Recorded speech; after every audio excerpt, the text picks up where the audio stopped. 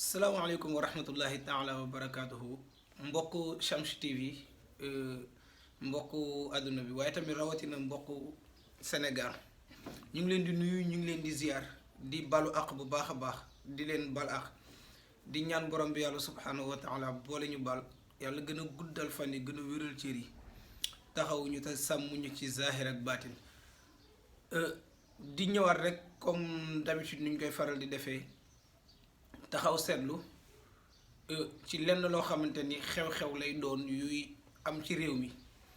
en tant que jeune waaye tamit également en tant que nitu daara waaye nekk loo xamante ni chaque jour moment de partage lay doon boo xam ñaaxante lay doon ñun suñu biir ñun ndaw ñi surtout mu mel ni bala ñoo sori sax dañuy jaale ñi nga xamante ni jot nañoo ñàkk seen bakkan ci manifestation yi ñu romb di leen ñaanal borom bi yàlla subhanahu wa taala dolli leen njéggal waaye tamit dolli leen yërmande xaare leen ci àjjanal firdawsi ñaan tamit également borom bi yàlla subhanahu wa taala yëggal leen ci darajey martyr yi tey yaakaar mënees na cee am parce que li ñuy wax xubbul watan minal iman bëgg sa réew ci iman la bokk te yaakaar naa ni ñi nga xamante ni jot nañoo ñàkk seen bakkan ci ñun li ñu njort ndax xamuñ leen waaye ci li ñu njort ak li ñu gis ba jaraloon leen tax ñoom ñu wàcc yaakaar naa pour combattre maanaam injustice jóge ci réew mi la te injustice di ko xeex pour mu jóge sa réew loolu yaakaar naa bëgg sa réew fa la yam donc ñooñu du nit kese moo leen taxoon wàcc bien vrai que nit ki mi ngi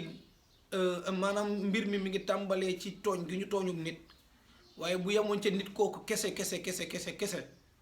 amaana duñu wàcc kon am na leneen lu tax ñu doon xeex te loolu boo xoolee day delluwaat ci bëgg seen réew kon ñu am si njort gu rafet rek te it des fois ngay dégg ñu bari naan ñi génn àdduna ñoo perte pour man nit bu nekkee ci naqar sax même bu loolu amoon amaan na neen nga koy waxee lu dul loolu parce que day mel ni ku nekk ci naqar nga war ko ñëw assister war ko dëfal mais wax dëgg yàlla ngay wax ay kàddu yu xaw a ñagas amaana loolu du lu ñuy rafetlu kon ñu bàyyiwaat ci xel bu baax a baax te it beneen bi muy suñu bàyyee xel bu baax a baax ñi nga xamante ni ñoom la affaire bi war a yéeg ci seen ndodd mooy les responsables xawma kan la du ma ni kii la wala du ma ni kee la mais nañu xam rek ni que ni en tout cas jëf ju rëy bàkkaar bu rëy mu ngi ci seen ndodd parce que ni ñu koy waxee ni ko alquran di waxee rek baada auzu billahi min asheytaani rajim bismillahi rahmaani rahim muy man xatala nafsin bi xayri nafsin aw fasaada fi l ard fa ka annama xatala naas jamian wa man ahyaaha fa ka annama ahya naas jamian maanaam rey benn bakkan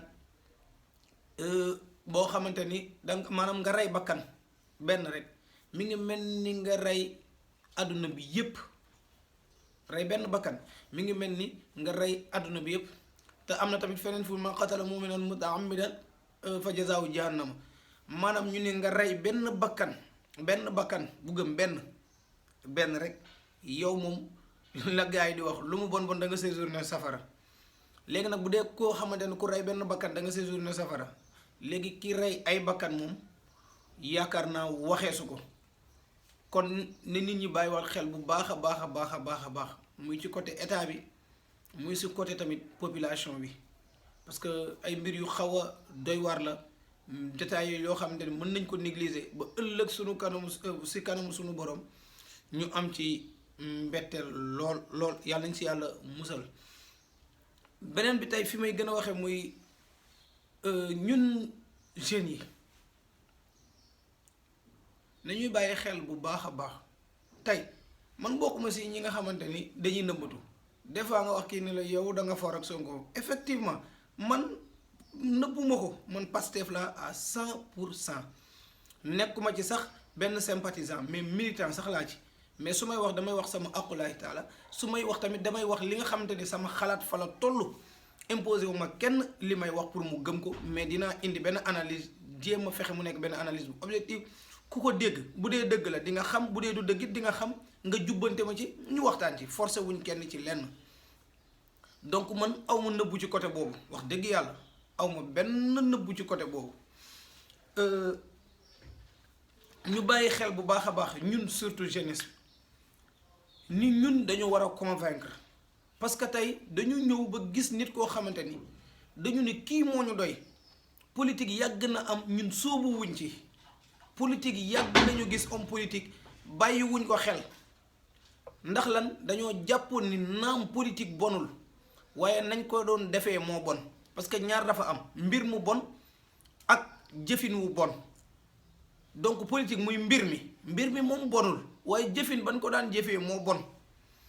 te yàlla sunu boroom dimbali ñu ba lañ daan xaar ci politique pour mën ci engagé wala lañ daan xaar ci politique pour mën ko baaxal ñu gis ko ci benn nit ku koy incarné kon ñun bu ñu demee ànd ak moom yaakaar naa dañu nekk ci sunu logique te politique bonul parce que borom bi yàlla subhanahu wa taala ni ma koy waxee rek moom innama amruhu iza arada shay'an an yaqula lahu kun fayakun bu bëggee benn mbir am rek danaa nekkal mbir ma nekk mais n'empêche defewu ko noonu même bi muy indi doomu aadama ci suuf bi muy waajal lii yépp plan par plan plan par plan la ko tegee muy nekk benn processus boo xamante ni boo xoolee ni mu demee rek mën nga ko définir ni comme politique la ba ci yonent bi sallallahu alayhi wa sallam tamit bi mu ñëwee ak ñi fi jaar ñëpp li ñu réussir li tax ñu réussir ko dañoo teg benn stratégie politique boo xamante ni moom lañ doxal ba lii yëpp am donc te définition politique rek bu ñu ko xoolee mooy gestion de la cité donc day delluwaat ci xadis bale muy xubbul watan min al iman kon politique kenn mënu koo bonal waaye nañ ko doon defee lañ mën a bonal tey gis nañ koo xamante ni lañ doon xaar ci politique moom la ñu wax neewuñ moom la jëf parce que accédé gul au pouvoir mais moom la ñu wax mais yaa xeete ñun am nañ sañ-sañu jàpp ci ba ñuy gis leneen lu ko gën mais li fekk gisuñ leneen lu ko gën tey dégguñ keneen mu wax ñu lim ñu wax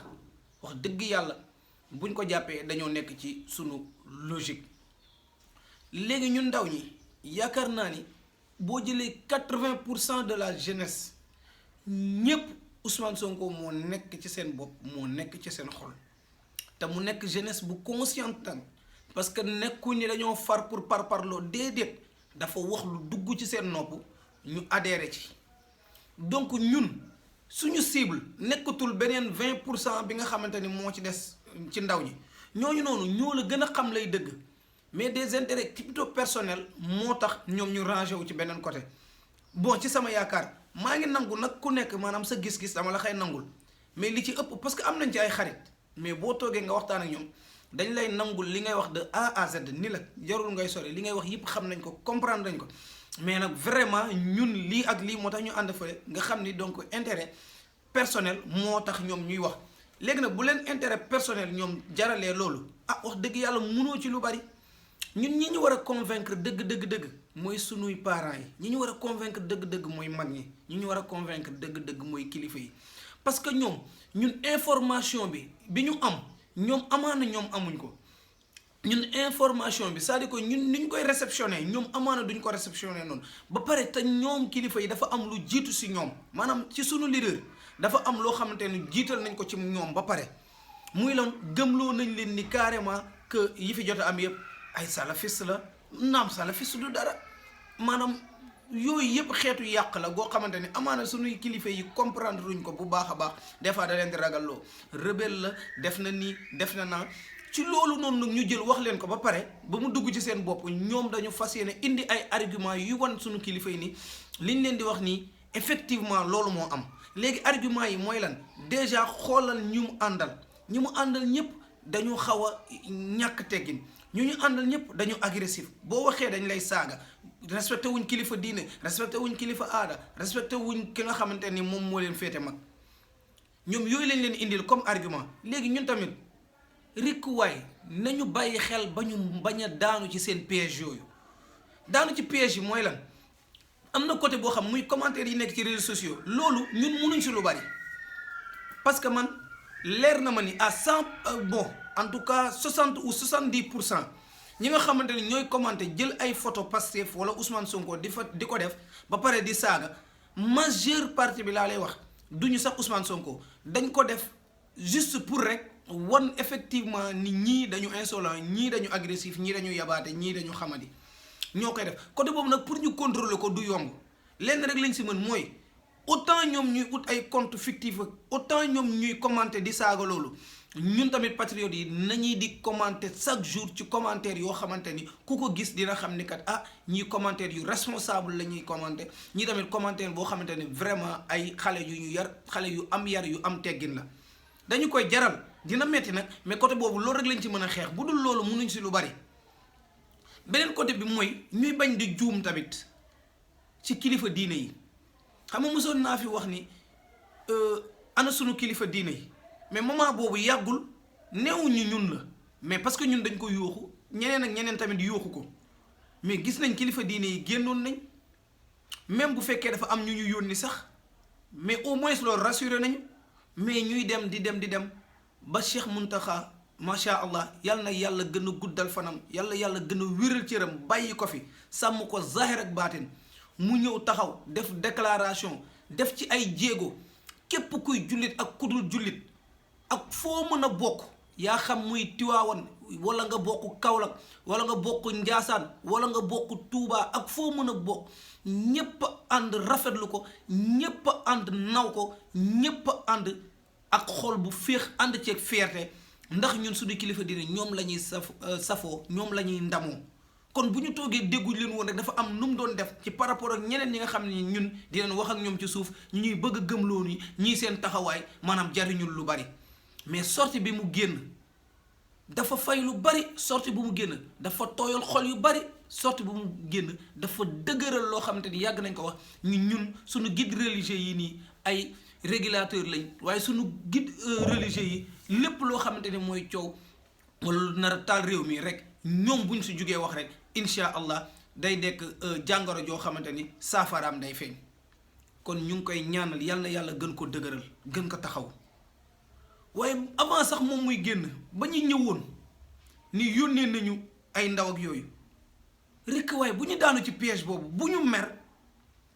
wala ñenn ñi di guux suñu leer ba tax ñu leen di wax ay wax maanaam kàddu yu tegginuwul da nga koy gis des fois ñu ñëw non ñun soxlawuñ kuy wax naan ñu arrêté leen manifestation non c'est pas comme ça tey ñun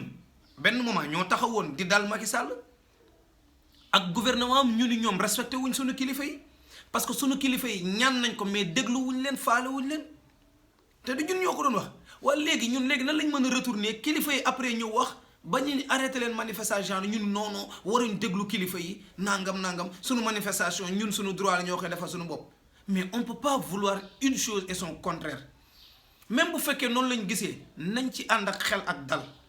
parce que xam lu tax may wax porox ndoll boobu la yàqkat yi di jaar pour mën ñu juger porox ndoll boobu la yàqkat yi di jaar pour ni booy dañu insolent dañu def lii il faut que affaire bi ñu ciy demee xel ñu bañ ci di demee xol encore une fois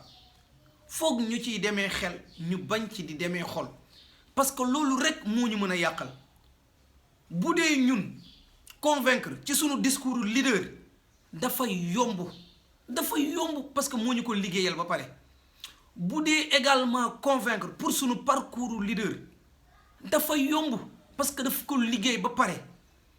donc côté boobu noonu yombalal nañu ko moom waaye ñun tamit li ci des nañ ko yombalal sunu bopp muy yar gi ak teggin gi parce que loolu la ñuy nawee ndaw fii ci Sénégal dañu am ay valeur am ay éducation yoo xamante ni moom la ñu ñëpp xamee moom la ñu ñëpp nawee tey kilifa diine yi bis bu ñu juumee ba ni non dañuy indi système bu bees nangam ba mu mel ni lu leen occulté pourtant suñu leader waxul loolu mais ñun bu ñu juumee ba dugg ci foofu rek mooy kay yàq nañu suñu projet lépp il faut impérativement ñun ñu jël kilifa diine yi xam ni carrément cër la bu leen yàlla jox neewuñ ni ñoom ñooy doxal àdduna bi de waaye dañ ci am part bu rëy te il faut ñu bàyyi ci xel te loolu noonu sunu leader ñun moo ko njëkk a wane dafa am kilifa respecté ñëpp naw ñëpp kon ñun ñi ci suuf tamit ngalawaay nañuy teey koo xamante ni gëmoo tarixa sax bàyyil xel bu baax li ma lay wax. même ki gëmul tarixa na bàyyi xel bu baax, waxatuma la ki gëm tarixa. ki gëm nekk tarixa tijaan boo sàllaloo tarixa murit génn nga ci. ki nekk murit boo respecté wul tijaan bi génn nga ci. parce que ñoom ñëpp dafa am lu ñu woote te lépp muy delluwaat ci waxtasimu bi hablillahi jamian wala tafarraqu. ñun ñëpp benn buum la bu ñuy jàpp, waaye nag buum bi nag bu nekkee ku ne am na noo fay jàppee, am na ku la ci gom ba nga jàpp ci buum bi yëg. bu ñii mën nañoo jokk Tiwaawan doo ko jàpp ci buum bi, ñii jokk Tuubaa jàpp ci buum bi, ñii jokk Njaasaan, ñii jokk. kon encore une fois piège la boo xamante ni bu sew, ndëgg sërëx gu sew la boo xamante ni ñu ngi ñu koy lala, surtout ñun ndaw ñi. te ñun ñi ñu war a convaincre ñépp la naam, mais sunu cible yi mooy ñan? mooy sunu kilifa yi. sunu cible yi mooy mag ñi. ñun mag ñi ñoo ñu dese, mais bu dee ndaw ñi ñoom yeewu nañ ci côté boobu ba pare. te nag mag pour nga convaincre ko dafa am looy làmboo, te la ngay làmboo pour convaincre ko mooy yar ak teggin. te yar ak teggin boobu ñoom non seulement dañ koy bàyyi xel ci wax de, mais dañ koy bàyyi xel ci jëf gi ngay jëf tamit. kon bu ko defee nañ bàyyi xel bu baax a baax, gën a dolli cër, gën a dolli respecté sunu kilifa diine yi. encore une fois, même bu ñu defee li nga xamante ne dëppoowul ak ñun sunu gëm-gëm, mais mën nañ ko wax parce que ñoom ay nit lañ. li ma doon wax duñ leen topp nii rek ci gëmm, ay nit lañ. mais nag ñu xam nan lañ koy waxee ci yar ak teggin ba ñoom sax buñ ko déggee wallahi danañ ko defaraat. parce que ku ci jug si ñoom ñëpp laa wax defar moo la tax a jug. ñi jàpp ni ay intérêt personnel ñoom dañoo soxlaati dara nammatuñ àdduna. bu dee àdduna rek la ñu yaakaar naa ni nammatuñ àdduna, parce que am nañ li ñuy war a am. encore une fois nañu bàyyiwaat xel bu baax a baax, parce que piège la boo xamante ni dama yàgg gis ñu ngi ñu koy lalal. kon loolu la woon rek incha allah mbokk yi, di leen joxaat dig daje beneen yoon. salaamaaleykum wa rahmatullahi taala wa barakaatu.